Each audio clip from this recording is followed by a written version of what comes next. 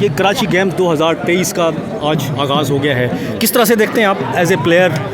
ये गेम्स कितने मतलब अच्छे हैं और कराची का जिस तरह से माहौल है, जो मसाइल है, महंगाई है और लोग मसाइल का शिकार हैं, फिर ये गेम्स होने जा रहे हैं, इसको किस तरह देखते हैं आप? ये बहुत ज़बरदस्त किस्म का इनिशिएटिव लिया है टिसोरी साहब ने और डॉक्टर साहब सैफुर रहमान साहब ने कि बच्चों के लिए एक विज़न खोला है, एक दरवाज़ा खोला गया है जिसके अंदर 44 गेम्स हैं। सिर्फ क्रिकेट नहीं है खेलने के लिए, दूसरे बच्चे किसी और चीज़ में इंटरेस्ट ले सकते हैं और हो सकता है कि एक दिन आएगा कि वो उसी गेम में मुल्क का नाम रोशन, फ्लैग हाई कर रहे हों।